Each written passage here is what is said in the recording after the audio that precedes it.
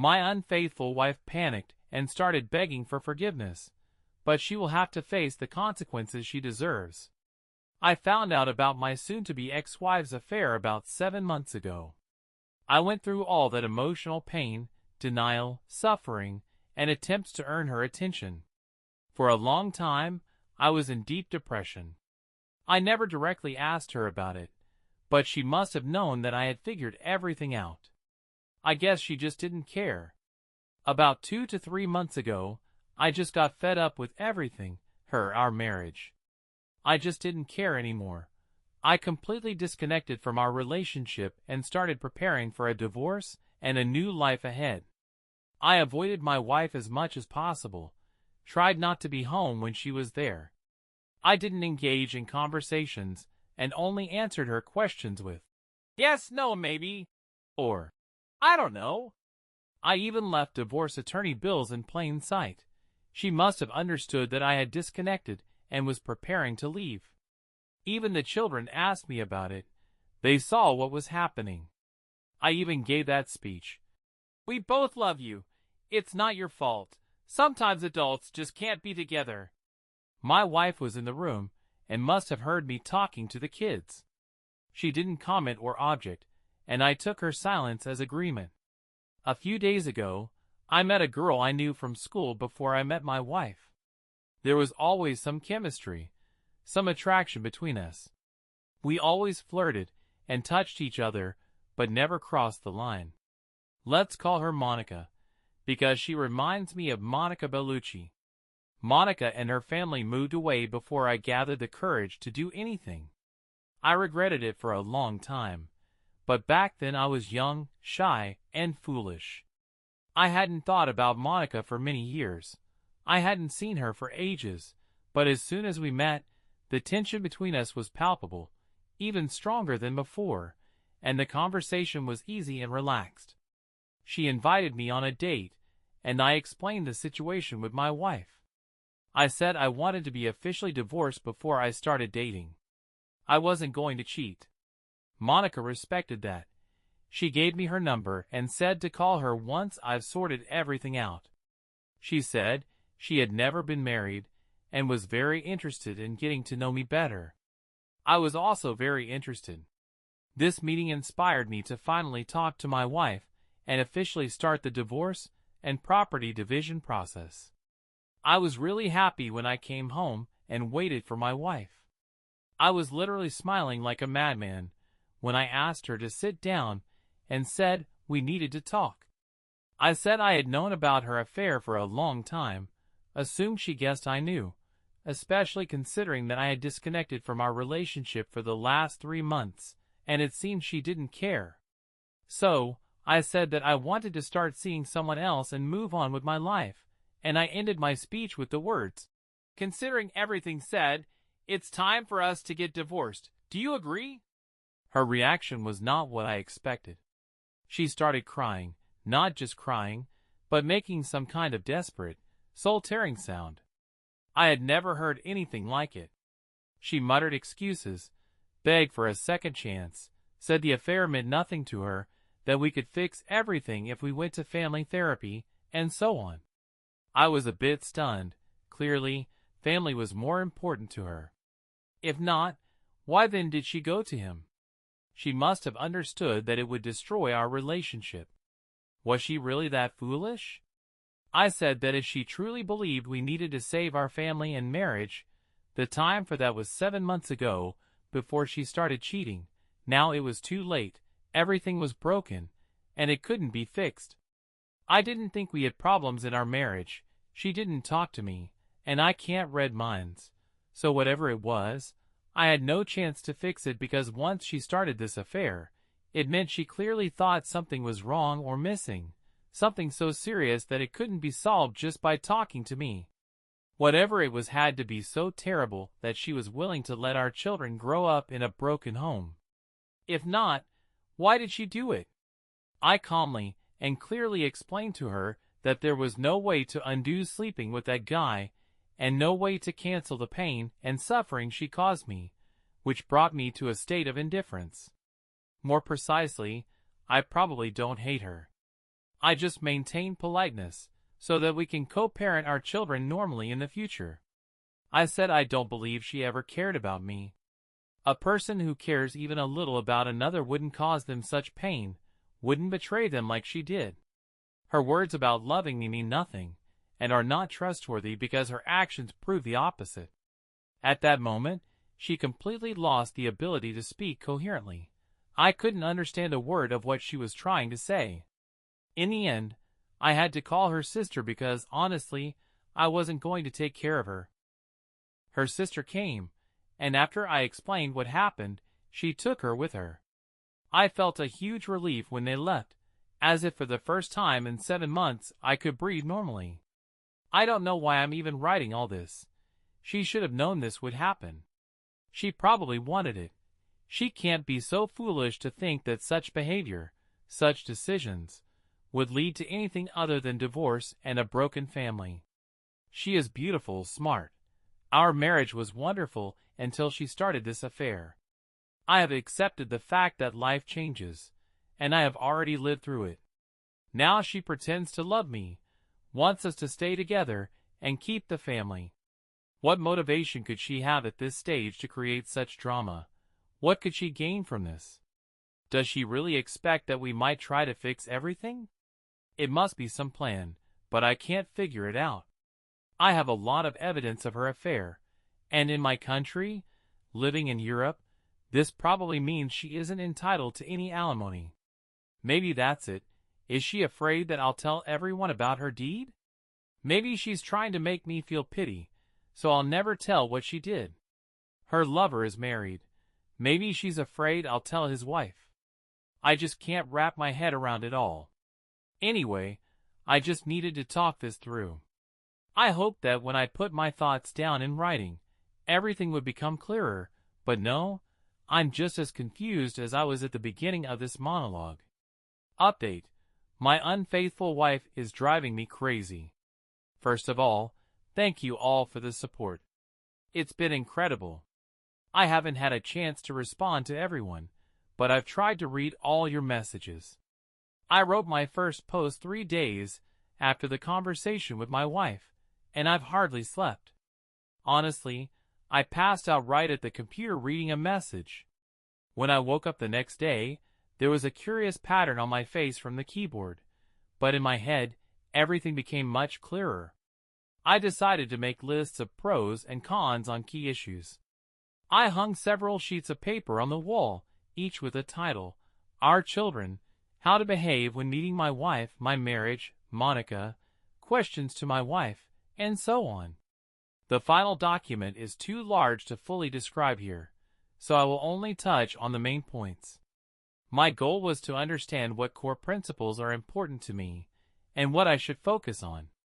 I then went through each of these items and assessed whether I could achieve meaningful results, and what would be considered a meaningful result in each case. Children are my main priority. I will increase my efforts to help them cope with this, more individual and family psychotherapy. I'll organize trips, spend more time with them, create new memories.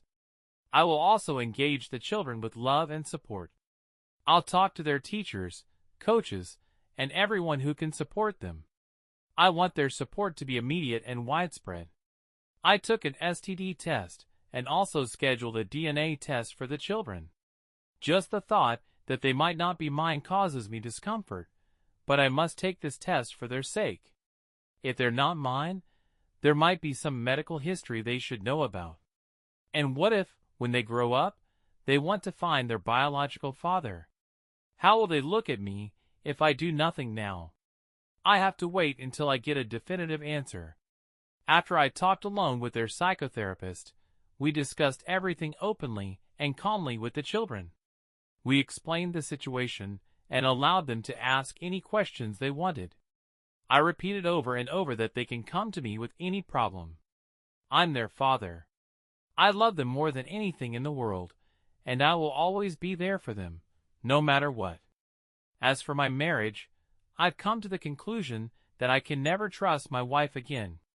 Without trust, it's impossible to build a relationship. I also realized that I no longer love my wife. I don't love the person she has become.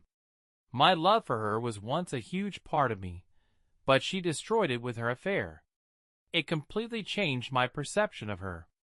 Perhaps I could learn to love her again, but for that, I would have to want it.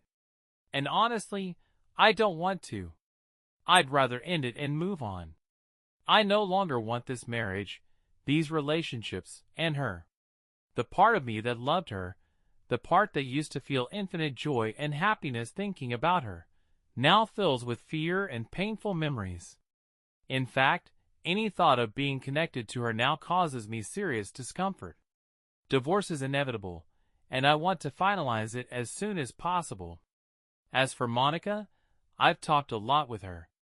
I had some doubts based on the comments you gave.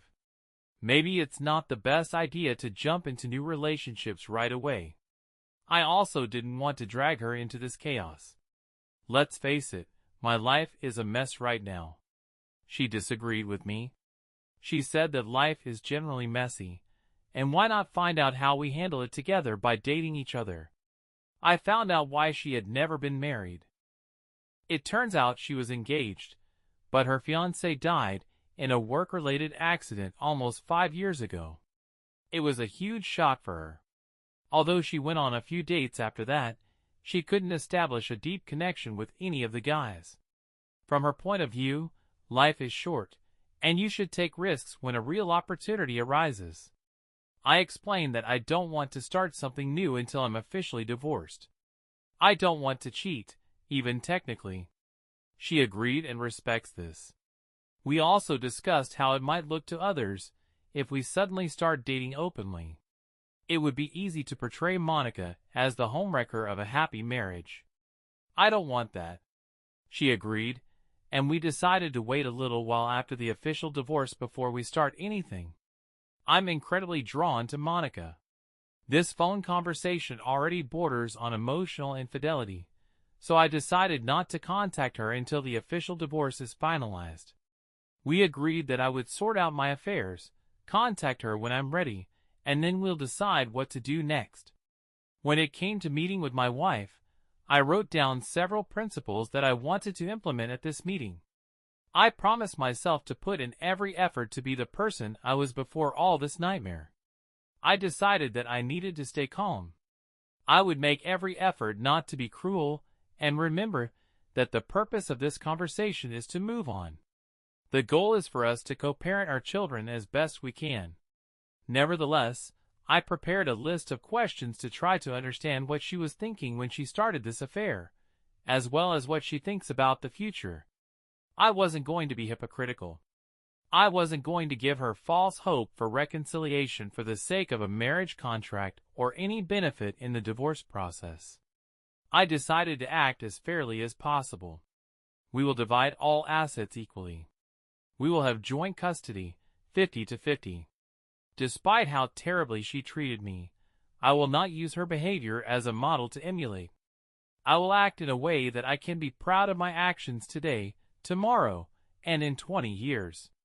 I hate her for what she did to me, to us, to our children, but I love the memories of the good times we had. I love our children whom we created and raised together. I will try to remember her in that light, not in the light of her infidelity. I can't carry hatred in my heart. So at some point, I will have to forgive her to move on. Before her affair, I think we had a really good marriage. We made love almost every day. We spent quality time together. We hardly ever argued. We voluntarily sacrificed a lot for each other. I was very open with her until I found out about the affair. I believe that she was open with me too, but now her actions show that was not the case. Saturday came, and I went to her. Her sister warned me that she was in bad shape, and she wasn't wrong. My wife looked terrible. Red eyes, puffy face, unkempt hair. She looked much smaller than I remembered her, as if she had shrunk into herself. I doubt she slept or ate that week. We all sat down, and she was almost uncontrollable. I felt an amazing calm. I sympathized with her obvious pain, but not as a loving husband. I felt her pain as I would feel the pain of an actor in a movie that touched me. I don't know how to explain this feeling, but it confirmed that I probably don't love her anymore.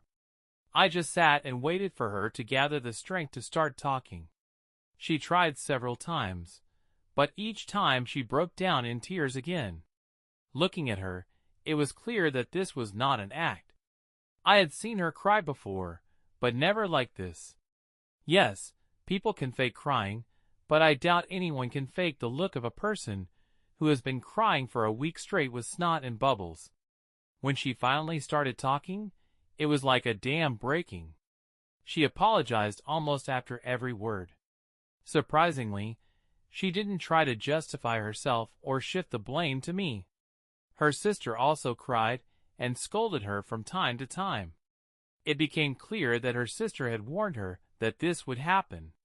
Apparently, that's how she herself lost her fiancé a year ago. I didn't know about this. My wife's affair triggered a midlife crisis in her. She started thinking a lot about infidelity. In the end, it seemed she did it because she fell in love with that guy, became infatuated with him, and couldn't restrain herself.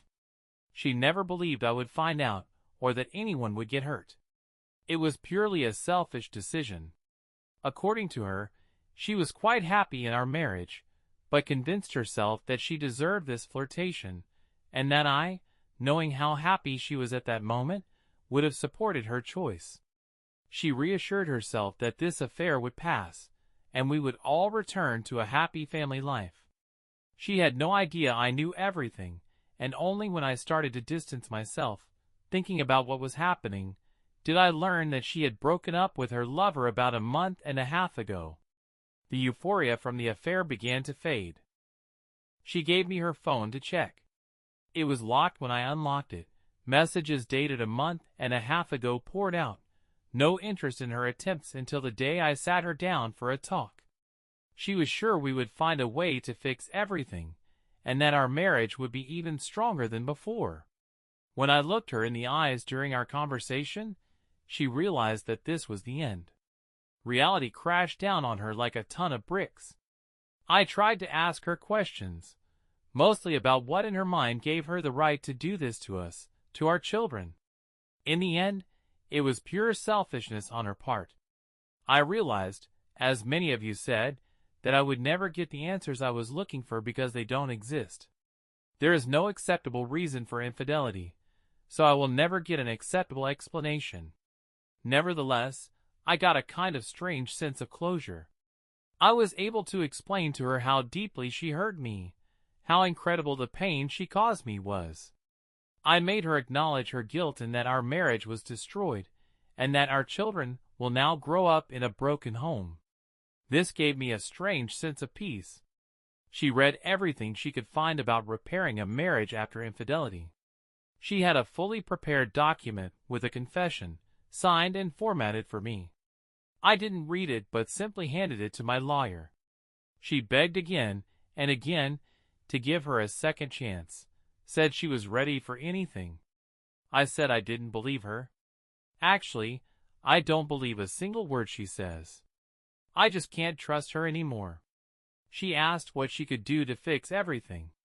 I said she broke it, so if she doesn't know how to fix it, how can she expect me to offer a solution? I asked what she would have answered if she had been in my place. After a long discussion, she admitted that if the situation were reversed, she probably couldn't forgive either. I said I had taken an STD test and planned to conduct a DNA test on the children. When she heard this, she just broke down, crying for 20 minutes. She swore it was the only time she had cheated or done something like that, but after another discussion, admitted that I had no reason to believe her and that if she had been in my place, she would have acted the same. I asked if her lover's wife knew about the affair. She said no, but agreed that the woman deserved to know the truth. I asked who should tell her, me or her. She asked if I would consider reconciliation or family therapy if the lover's wife told her. I said no, but added that it might restore some of my respect for her. Then she promised to tell the lover's wife and also confess everything else, including going to HR. I again said I didn't really believe her.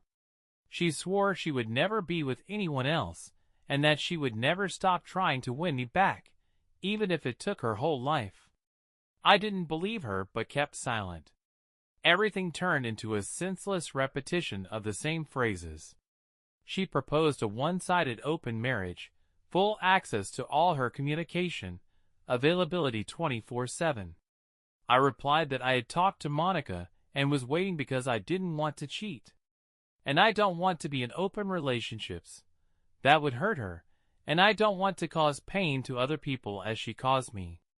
I also added that I don't want to be her overseer, constantly monitoring and suspecting that's not normal for healthy relationships. I'm not interested in intimacy without deep emotional connection. Mechanical pounding has no value to me. If I need ordinary physical satisfaction, I can handle it myself. By this point, we were all exhausted. Our conversation lasted over 5 hours, and my wife cried almost the entire time, from moderate crying to real hysterics. There was nowhere else to go. Everything had been said. I made it very clear to her that the love I once felt for her had died. I no longer recognized the person she has become. Our family was destroyed by her hands, and I will see the divorce through to the end. I told her she couldn't undo what she had done. The only way to avoid this outcome was not to start the affair then, 7 months ago. I don't want to return to our marriage, her, or any more pain. I suggested we stop communicating for a while to gain some distance and perspective. I said I had already filed the papers, and that my decision was final.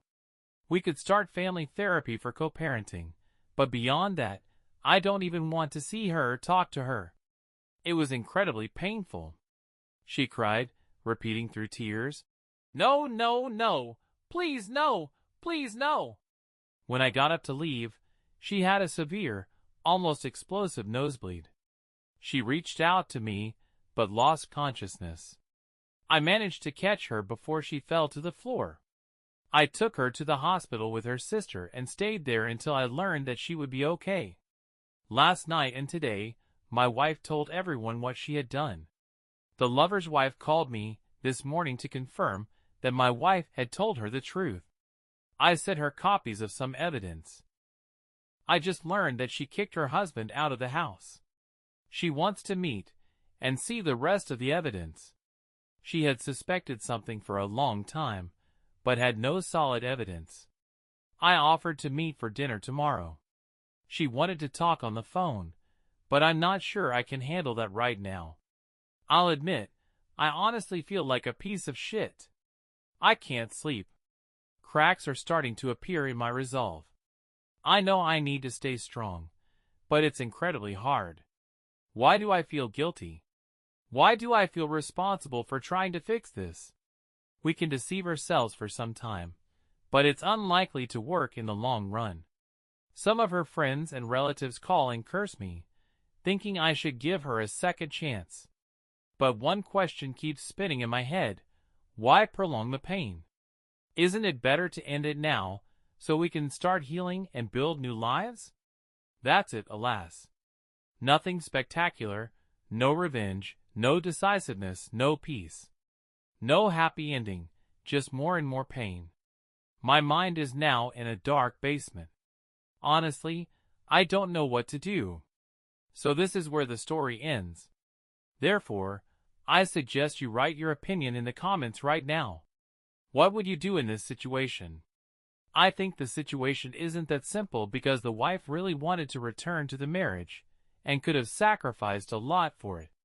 But then, there's Monica, and how can one resist that? Thank you for watching this video to the end. Watch our previous video, which you will see here. Subscribe to the channel to listen to more similar stories, and good luck.